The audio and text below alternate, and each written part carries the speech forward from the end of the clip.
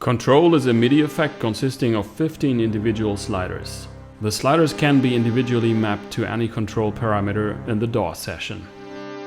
This allows you to centrally control a variety of instruments or parameters on different tracks. When I developed this MIDI effect, I wanted to implement the basic concept of MIDI polyphonic expression, abbreviated as MPE, which is available in a growing number of devices and is also constantly being developed in Ableton Live.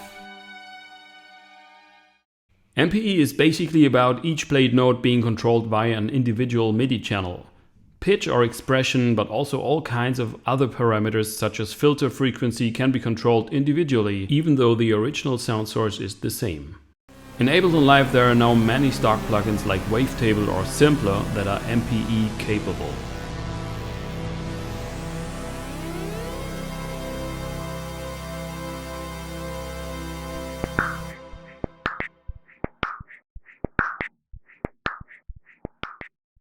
Other plugins like Operator or third-party plugins like Native Instruments Contact, however, are not yet MPE capable, or at least not to the full extent.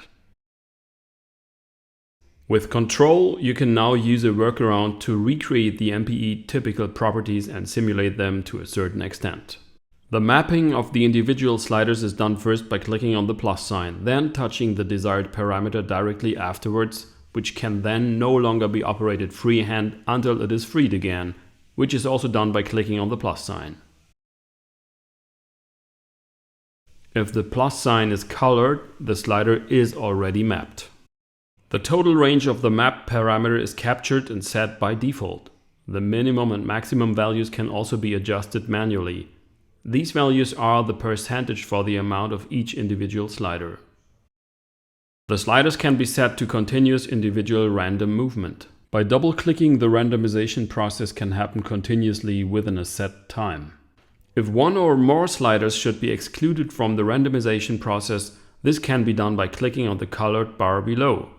Now the selected sliders whose bars turned gray will remain in their position.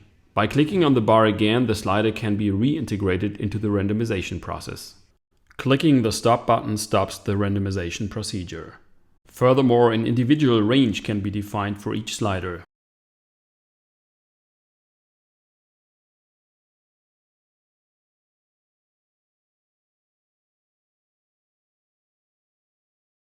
Which can be reset just as easily. The number of required sliders can be set.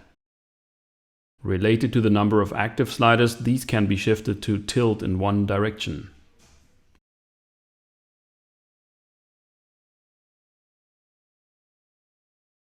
A click above the Shift slider resets the setting to the same level of all sliders. The sliders can also be set to the same values at the same time.